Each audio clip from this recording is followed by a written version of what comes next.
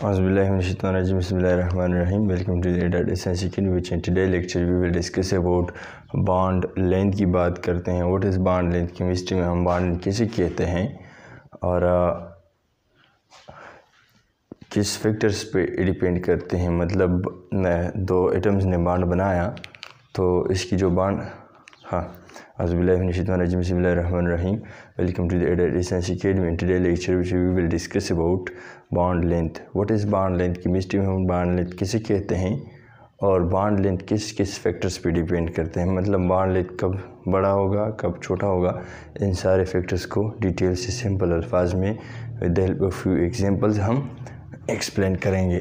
So bond length किसे कहते हैं. सबसे पहले डिफिनीशन से पहले इसकी कंसेप्ट भी समझना ज़रूरी है. लेट्स सपोज हमारे पास क्या है, एक एटम है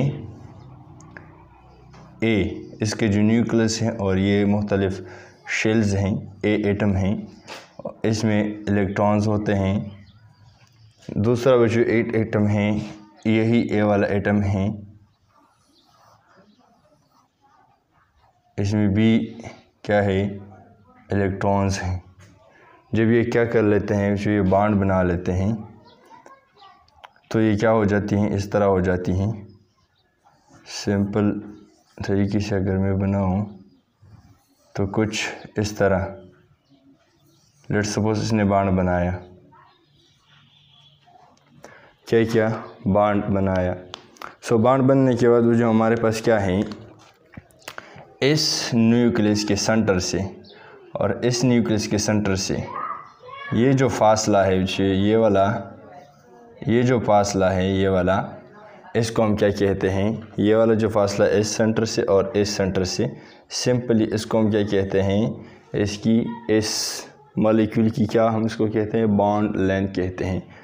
सो the distance between two covalently bonded nuclei is called bond length. इसको हम क्या कहते हैं, bond length. The distance between two covalently bonded nuclei. Two covalently bonded nuclei से क्या मुराद हैं, ये वो जो हमारे पास क्या है, एक एटम है और इसकी एक न्यूक्लियस है. ये एक एटम है और इसकी भी एक न्यूक्लियस है. और ये जो हमारे पास ये दो एटम्स ने बॉन्ड बनाया है, जो ये वाला और इस इलेक्ट्रॉन की शेयरिंग की वजह से बनाया है. तो इस शेयर्ड पेयर ऑफ इलेक्ट्रॉन जो दो एटम्स आपस में शेयर कर ले और फिर बॉन्ड बनाएं, तो इसको हम क्या कहते हैं, इसको जो क्या कहते हैं, covalently bonded. Covalently bonded nuclei, इसको हम बॉन्डेड न्यूक्लियाई कहते हैं. अभी सवाल ये, और यहाँ से जो यहाँ तक डिस्टेंस है, जो यहाँ से यहाँ तक जो डिस्टेंस है और यहाँ से यहाँ तक जो डिस्टेंस है, ये वाला मुझे यहाँ से यहाँ तक, ये वाला और यहाँ से यहाँ तक, या न्यूक्लियस से आउटर मोस्ट इलेक्ट्रॉन तक, या ये और यहाँ पर अगर हम एक्सप्लेन करें, यहाँ से यहाँ तक जो फासला है, जो बॉन्ड लेंथ और रेडियस में लोग बहुत कंफ्यूज होते हैं. यहाँ से यहाँ की जो फासला है उसको हम क्या कहते हैं, radius. Radius of the atom, इसको हम क्या कहते हैं, radius of the atom. So radius और बॉन्ड लेंथ में फ़र्क होना चाहिए.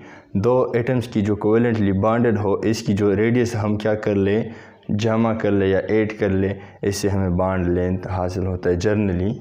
इसमें फिर एक्सेप्शन है, इसको हम पढ़ेंगे कि बाद में हम इसकी बात करेंगे. सो जो हम बॉन्ड लेंथ की डिफिनीशन कर चुके हैं. बॉन्ड लेंथ की जो यूनिट है वो जो क्या है, पिकोमीटर है. पिकोमीटर है, एंगस्ट्रॉम है, और नैनोमीटर में जो हम मेजरमेंट करते हैं. पिकोमीटर कैसे कहते हैं, इसको यहाँ पर थोड़े बहुत एक्सप्लेन करते हैं. पिकोमीटर पिकोमीटर 10⁻⁻12 मीटर की बराबर हैं. इससे क्या मुराद है कि अगर हम 1 मीटर जो क्या ले लें, 1 मीटर लेंथ ले लें और इसको क्या कर लें, 1 मीटर को कितने पार्ट्स में डिवाइड कर लें, 1 2 3 4 5 6 7 8 9 10 11 12, इतनी बड़ी तादाद पर 1 मीटर डिवाइड कर लिया, इतनी टाइम्स हम इसको डिवाइड कर लें. सो काफ़ी छोटी लेंथ है. सो एटम का जो साइज़ है ये भी छोटा है, इसलिए इसका जो मेजरमेंट यूनिट है जो हमने काफ़ी छोटा सेलेक्ट किया है। सो पिकोमीटर ज़रिए 10 की -12 हैं। इसी तरह एंगस्ट्रॉम जो है ए पावर से हम या ए नॉट से हम या ए डिग्री से हम रिप्रेजेंट करते हैं, ये क्या है ज़रिए 10 की -10 मीटर की बराबर है। इसी तरह नैनो मीटर हमारे पास क्या है ज़रिए 10 की -9 मीटर की बराबर है। सो लिहाजा it's the unit of bond length. Bond length को इन 3 यूनिट्स में हम क्या करते हैं, डिस्कस करते हैं, मेजर करते हैं। और इसकी जो बॉन्ड लेंथ है वो जो सवाल ये है कि यहाँ पर जो बॉन्ड लेंथ हम बात करते हैं कि the distance between 2 covalently bonded nuclei is called bond length, लेकिन इस बॉन्ड लेंथ को हम किस तरह मेजरमेंट कर सकते हैं या इसकी जो मेजरमेंट है वो जो हम किस तरह कर सकते हैं, किस तरह केमिस्ट्री वाले इसको मालूम करते हैं। सो कुछ टेक्निक्स है जिस तरह की एक्सरेज हैं, X rays diffraction analysis, X rays diffraction analysis, और इसी तरह स्पेक्ट्रोस्कोपिक टेक्निक से, स्पेक्ट्रोस्कोपिक टेक्निक से हम बच्चों के बाद इसको मालूम करते हैं। एक्सरेज डाइफ्रैक्शन एनालिसिस में जो हम सैंपल रख लेते हैं एक्सरेज मशीन में और इसकी जो रेजेस होते हैं, इसकी जो एंगल ऑफ इंसिडेंट और एंगल ऑफ रिफ्लेक्शन इसकी मालूम करते हैं और फिर ब्रिग लॉ इस्तेमाल करते, फिज़िक्स वाले इस पर समझते हैं। तो इस ब्रिग्स लॉ की वजह से फिर इसके जो दरमियान का डिस्टेंस है इससे पता चल सकता है। इसी तरह स्पेक्ट्रोस्कोपिक जो टेक्निक्स है ये भी रेजेस हैं, इसकी मदद से जो हम क्या करते हैं ये जो डिस्टेंस है मालूम कर सकते हैं।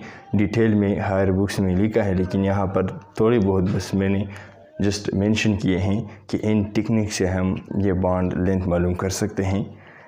और दूसरी बात है कि जो बॉन्ड लेंथ है जो बिटवीन कोवेलेंटली बॉन्डेड न्यूक्लियाई ये एडिटिव इन नेचर है। एडिटिव इन नेचर का लफ्ज़ किताब में इस्तेमाल किया। एडिटिव इन नेचर से क्या मुराद है? अगर हम बात कर ले कार्बन की, एडिटिव इन नेचर इस पॉइंट को एक्सप्लेन करते हैं यहाँ पर। अगर हम बात कर लें कार्बन की जो एटॉमिक रेडियस हैं ये 77 पिकोमीटर हैं। ये क्या है? 77 पिकोमीटर है। सो अगर एक कार्बन है और इसने दूसरे कार्बन के साथ बॉन्ड बनाया, क्या है? दूसरे कार्बन के साथ बॉन्ड बनाया। सो इन के दरमियान जो डिस्टेंस है ये वाला, एक कार्बन की जो रेडियस है दूसरी कार्बन की क्या है जो रेडियस है, इन दो को क्या कर लें, ये दो रेडियस को अगर हम जमा कर लें तो इस कार्बन की ये जो बॉन्ड लेंथ है ये वाला बॉन्ड लेंथ ये इससे निकल जाएगी। किस तरह? अगर हम सिंपल इसको क्या कर लें 77 प्लस 77 को क्या कर लें तो इसे क्या आएगा 154 पिकोमीटर आता है। ये इस दो रेडियस की सम है। सो लिहाजा जब हमारे पास इस तरह बॉन्ड हो कि कोवेलेंट बॉन्ड हो और दूसरी बात यह हो कि नॉन पोलर हो, पोलैरिटी न हो, जिस तरह के हमारे पास क्या है कार्बन के दरमियान जो इलेक्ट्रॉन शेयर है, एक इलेक्ट्रॉन यहाँ पर एक यहाँ पर, सो लिहाजा यहाँ पर हमारे पास partial positive partial negative charges नहीं है। या सिंपल अल्फाज में अगर हम कह दें कि यहाँ पर जो इलेक्ट्रॉन है और यहाँ पर जो इलेक्ट्रॉन है, या जो एटम है और ये जो एटम है, एक दूसरे से इलेक्ट्रॉन अट्रैक्ट नहीं कर सकता, या किसी ये कार्बन इस कार्बन से इलेक्ट्रॉन पुल नहीं कर सकता है अपनी तरफ से, और ये कार्बन इस कार्बन से इलेक्ट्रॉन पुल नहीं कर सकता अपनी तरफ से, इसके दरमियान शेयर होते हैं। तो फिर ऐसे मॉलिक्यूल्स की जो बॉन्ड लेंथ है ये एडिटिव इन नेचर होते हैं, मतलब इसकी जो रेडियस होते हैं अगर आपको मालूम है और कार्बन की या जो भी एटम्स है तो इससे इस मॉलिक्यूल की बॉन्ड लेंथ आप निकाल सकते हैं। अदरवाइज़ हमारे पास क्या है जो पोलर कोवेलेंट बॉन्ड होते हैं, पोलर कोवेलेंट बॉन्ड किसे कहते हैं? इसको जो इस मिसाल में यहाँ पर हम सिलिकॉन फ्लोराइड में इसको एक्सप्लेन करते, तो ये एडिटिव इन नेचर है कि नहीं है, सो इसको एक्सप्लेन करेंगे। इसी तरह हमारे पास क्या है क्लोरीन की अगर हम बात कर ले, एक क्लोरीन की जो एटॉमिक रेडियस है 99 पिकोमीटर है, 99 पिकोमीटर है। सो क्लोरीन जब अपने पास बॉन्ड बनाए, सो एक क्लोरीन की जो हमारे पास क्या है, लेट्स सपोज एक ये क्लोरीन है और एक दूसरा ये क्लोरीन है। सो इसके जो दरमियान डिस्टेंस है क्या है 99 एस क्लोरीन की है और 99 एस क्लोरीन की है। सो 198 पिकोमीटर की बराबर हो गया है। सो हमारे पास क्या है, जो नॉन पोलर कोवेलेंट मॉलिक्यूल्स होते हैं इसकी जो बॉन्ड लेंथ है ये एडिटिव इन नेचर है। एडिटिव इन नेचर से वापस एक्सप्लेन करते हैं। इससे मुराद ये है कि इसकी रेडियस और इसकी रेडियस से सिंपली आप जमा कर ले तो इसकी बॉन्ड लेंथ आप इसे निकाल सकते हैं। इसी तरह factors affecting bond length let's suppose हमारे पास क्या है, बॉन्ड लेंथ, दो एटम्स के दरमियान बॉन्ड बन रहा है, इस एटम और इस एटम के दरमियान बॉन्ड जो बन रहा है, एक एटम ए और एटम ए के दरमियान बॉन्ड बन रहा है, तो इसकी लेंथ जो कब बड़ी हो सकती है और कब छोटी हो सकती है, या कौन सी एटम्स की बॉन्ड लेंथ बड़ी होगी, कौन सी एटम्स या एलिमेंट्स की बॉन्ड लेंथ छोटी होगी, तो इसको हम एक्सप्लेन करते हैं। तो ये कुछ फैक्टर्स पे डिपेंड करते हैं। सो इन फैक्टर्स को डिटेल से पढ़ते हैं। सो इलेक्ट्रोनेगेटिविटी डिफरेंस या इलेक्ट्रोनेगेटिविटी पे डिपेंड करते हैं, हाइब्रिडाइजेशन पे डिपेंड करते हैं ऑफ ऑर्बिटल्स, और atomic size of the atom पे डिपेंड करते हैं। सो इसको हम रिमूव करते हैं और इस चीज़ों को वन बाय वन इस पॉइंट्स को एक्सप्लेन करते हैं। सो इलेक्ट्रोनेगेटिविटी डिफरेंस की बात करते हैं कि इलेक्ट्रोनेगेटिविटी डिफरेंस किस तरह बॉन्ड लेंथ पर डिपेंड करते हैं या बॉन्ड लेंथ इस पर किस तरह डिपेंड करते हैं। सो इलेक्ट्रोनेगेटिविटी की अगर बात कर लें, इलेक्ट्रोनेगेटिविटी किसे कहते हैं। सो हमारे पास क्या है, लेट्स सपोज एक एटम ए है और इसने इलेक्ट्रॉन शेयर किया है एटम बी के साथ।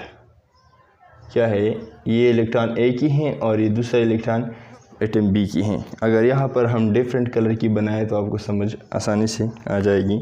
ये एटम ए है और इसने इलेक्ट्रॉन शेयर किया है एटम बी के साथ। ये ग्रीन इलेक्ट्रॉन एटम बी की हैं। ये क्या है, ये ग्रीन इलेक्ट्रॉन एटम बी की हैं। सो एटम ए की वो क़ुव्वत जो ये शेयर पेयर ऑफ इलेक्ट्रॉन क्या कर लेती हैं, अपनी तरफ अट्रैक्ट कर लेती है, इसको क्या कहते हैं, इलेक्ट्रोनेगेटिविटी ऑफ एटम ए। और बी की वो क़ुव्वत या पावर जो ये शेयर पेयर ऑफ इलेक्ट्रॉन अपनी तरफ अट्रैक्ट कर लेती है, इसको क्या कहते हैं, बी एटम की इलेक्ट्रोनेगेटिविटी।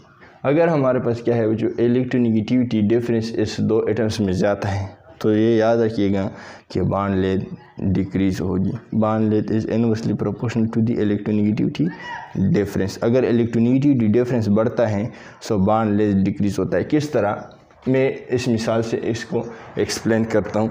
हमारे पास क्या है, सिलिकॉन है, बच्चों इसकी जो एटॉमिक रेडियस है सिलिकॉन का, SI का, सिलिकॉन का जो एटॉमिक रेडियस है वो 117 पिकोमीटर है। और इसी तरह फ्लोरीन की जो अगर हम बात कर लें तो इसकी जो बॉन्ड रेडियस है वो 64 है। सो हमारे पास क्या है, सिलिकॉन और फ्लोरीन अगर बॉन्ड बनाए तो ये जो हमारे पास क्या है, सिलिकॉन के अगर हम 117 रेडियस जमा कर ले और फ्लोरीन का 164 जमा कर ले तो इसे क्या आता है, इससे जो आता है 181 picometre bond length silicon fluoride tetrafluoride की। हर जो फ्लोराइड के जो बॉन्ड हैं, फ्लोरीन की जो बॉन्ड है यहाँ पर इतना 181 पिकोमीटर बॉन्ड लेंथ आना चाहिए। लेकिन जो हमारे पास क्या है, ये थियोरेटिकल है या कैलकुलेटेड हम कह सकते हैं। क्या कैलकुलेटेड जो बॉन्ड लेंथ है बच्चों, या एडिटिव जो बॉन्ड लेंथ है, एडिशन से जो आता है 181 आता है। और हमारे पास जो प्रैक्टिकल मालूम क्या है, SIF की जो बॉन्ड लेंथ है वो 151 पिकोमीटर है। 151 पिकोमीटर क्यों आता है, ये डिक्रीजमेंट इसमें क्यों आता है, प्रैक्टिकली अगर हम देख ले, वजह यह है कि हमारे पास क्या है, फ्लोरीन पर इलेक्ट्रोनेगेटिविटी इसकी ज़्यादा है, तो ये जो हमारे पास सिलिकॉन की जो इलेक्ट्रॉन हैं ये अपनी तरफ अट्रैक्ट कर लेते। एक सिलिकॉन की एक फ्लोरीन की है, तो हमारे पास क्या है, फ्लोरीन की जो इलेक्ट्रॉन है ये तो वैसे भी इसके साथ हैं, ये सिलिकॉन की भी इलेक्ट्रॉन अपनी तरफ ज़्यादा अट्रैक्ट कर लेती, तो इसकी वजह से इस पर पार्शल नेगेटिव चार्ज आ जाती है और इस पर पार्शल पॉजिटिव चार्ज आ जाती है, क्योंकि यहाँ पर इलेक्ट्रॉन डिफिशिएंसी क्रिएट करती हैं। इस पोलर एंड्स की वजह से ये जो फ्लोरीन है और सिलिकॉन है, इसकी वजह से एक्स्ट्रा अट्रैक्शन यहाँ पर पैदा हो जाती है। इस एक्स्ट्रा अट्रैक्शन की वजह से ये एक दूसरे को ज़्यादा अट्रैक्ट कर लेती है या एक दूसरे पर ज़्यादा फोर्स लगा रही हैं। सो इसकी वजह से ये जो बॉन्ड लेंथ है ज़्यादा फोर्स की वजह से एक दूसरे पर ये सिकुड़ जाएगी, मतलब इसमें डिक्रीज में आ जाएगी। सो इसलिए ये जो प्रैक्टिकली जो बॉन्ड लेंथ होता है पोलर मॉलिक्यूल्स की, वो कैलकुलेटेड या एडिट प्रोसेस या एडिशन से आम अलजेब्रिक प्रोसेस से क्या कर, अगर हम इसकी रेडियस जमा कर ले तो इससे हम मालूम नहीं कर सकते। इस मसले की वजह से ये प्रैक्टिकली छोटी जो प्रैक्टिकल कैलकुलेशन होती है, प्रैक्टिकली जो मालूम किया होता है ये बॉन्ड लेंथ, ये हमेशा के लिए क्या होगी, पोलर कोवेलेंट मॉलिक्यूल की ये हमेशा के लिए कैलकुलेटेड वैल्यू से छोटी होगी। और ये छोटे होने की जो रीज़न है ये मैंने बताया। सो इलेक्ट्रोनेगेटिविटी पे जो डिपेंड करता है bond length depend upon electronegativity, इस मिसाल से हमने एक्सप्लेन किया। इसी तरह हाइब्रिडाइजेशन की अगर हम बात कर ले, हाइब्रिडाइजेशन दूसरी जो पॉइंट है हाइब्रिडाइजेशन,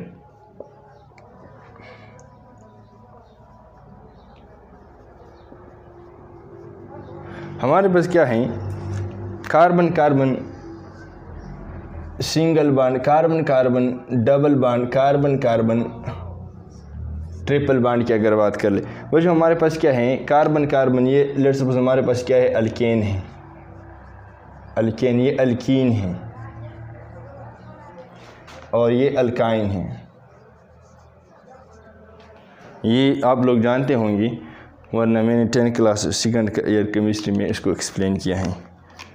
हमारे पास क्या है, इसकी जो अल्केन में जो हाइब्रिडाइजेशन होती है वो जो यहाँ पर sp3 होती हैं, sp3, यहाँ पर भी क्या है sp3 है।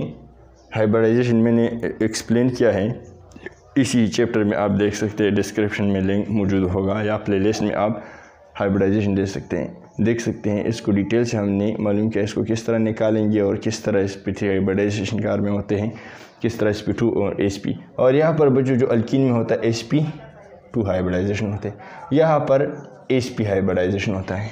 इसका मतलब क्या है, ये जो हमारे पास क्या है कार्बन की ऑर्बिटल हैं, एक कार्बन की, ये जो कार्बन की ऑर्बिटल है ये वाला है, ये जो ऑर्बिटल है sp3 नेचर का होता है। इससे क्या मुराद है, ये जो हाइब्रिड ऑर्बिटल बना होता है एक s एटम से ऑर्बिटल से और 3 हमारे पास p ऑर्बिटल से की मिक्सिंग से आया हुआ होता है। सो लिहाजा यहाँ पर जो s करेक्टर होता है वो 25% होता है। इसी तरह यहाँ पर जो ऑर्बिटल्स होते हैं, ये वाला ऑर्बिटल्स s करेक्टर होता है, ये क्या एक s और a दो p ऑर्बिटल जो मिक्स हो जाती हैं तो ये क्या बना लेती हैं, 2p ऑर्बिटल जब मिक्स हो जाती है तो sp s 2p orbital sp2 orbital बना लेती हैं। और इसमें जो s करेक्टर होता है वो 33% होता है। इसी तरह ये जो ऑर्बिटल्स होते हैं ये वाला और ये वाला जो बाण बनाया हुआ होता है इस तरह, यहाँ पर ये जो ऑर्बिटल्स होते हैं वो जो यहाँ पर एक s और एक p से जब बना होता है तो इसमें इसको sp हाइब्रिड ऑर्बिटल कहते हैं। इसमें जो s करेक्टर होते हैं वो क्या है, वो 50% जो होता है। यहाँ पर p जो करेक्टर होता है इस ऑर्बिटल में ये 75% होता है और यहाँ पर जो हमारे पास 66% होता है p करेक्टर। और यहाँ पर हमारे पास जो p करेक्टर हैं, p वाला जो करेक्टर, यहाँ p वाला जो करेक्टर है ये 50% होता है। तो बात सिंपल ये है कि जहाँ पर s करेक्टर क्या हो, ज़्यादा हो, s करेक्टर बच्चों क्या हो, ज़्यादा हो, 50% हो, तो वो बॉन्ड लेंथ बच्चों या वो जो ऑर्बिटल है इसकी जो साइज़ है वो छोटा होगा। इस तरह sp3 ऑर्बिटल की साइज़ लेट्स सपोज इतना है, sp2 की जो ऑर्बिटल है इसकी हाइब्रिड ऑर्बिटल इतना है, लेट्स सपोज इतनी होना चाहिए, और sp जो ऑर्बिटल होता है इसकी जो साइज़ होती हैं वो छोटा होता है। सो लिहाजा इस करेक्टर जो बढ़ता है ऑर्बिटल की साइज़ डिक्रीज़ होते हैं। वजह यह है कि इस ऑर्बिटल की जो साइज़ होती हैं वो छोटी होती हैं या न्यूक्लियस की तरफ करीब होता है। सो इसलिए इसकी जो करेक्टर बढ़ती हैं किसी ऑर्बिटल में, सो इस ऑर्बिटल की जो साइज़ होती है हाइब्रिड ऑर्बिटल की वो छोटी होती है। अगर छोटी ऑर्बिटल आपस में कार्बन कार्बन छोटी ऑर्बिटल्स पे बॉन्ड बनाए, सो ज़ाहिरी बात है ये बॉन्ड लेंथ भी छोटा आएगा। इसी तरह इसकी बॉन्ड जो लेंथ है इस ऑर्बिटल से और इस ऑर्बिटल से, ये दो ऑर्बिटल थोड़े बहुत लंबे हैं, बड़े हैं, क्योंकि इसमें इस कैरेक्टर कम है, सो ये बॉन्ड लेंथ थोड़ा बहुत बड़ा होगा और ये जो बॉन्ड लेंथ है सबसे बड़ा होगा। सो लिहाजा किताब में से लिखा है कि हमारे पास क्या है, sp3 जो हमारे पास क्या है हाइब्रिड ऑर्बिटल, ये जो बॉन्ड लेंथ यहाँ पर निकलती है 154 पिकोमीटर है। और इसी तरह ये जो बॉन्ड लेंथ है sp2 हाइब्रिड ऑर्बिटल वाले वो क्या है 133 पिकोमीटर है, 133 पिकोमीटर है। और ये जो कार्बन की ये जो sp हाइब्रिड ऑर्बिटल की जो बॉन्ड लेंथ इससे आता है वो 120 पिकोमीटर है। सो यहाँ पर जो बॉन्ड लेंथ है बच्चों, ये जो डिफरेंस है यहाँ पर ये बड़ा है, ये छोटा है और ये सबसे छोटा है। ये इस sp3 हाइब्रिडाइजेशन की वजह से ये ऑर्बिटल जो होते हैं जो कार्बन बॉन्ड बनाने के लिए इस्तेमाल करते हैं, इसमें फ़र्क होता है। हालांकि ये भी कार्बन है, ये भी कार्बन है, ये भी कार्बन है, सारे कार्बन है, लेकिन इसकी जो बॉन्ड लेंथ है इसमें डिफरेंस है।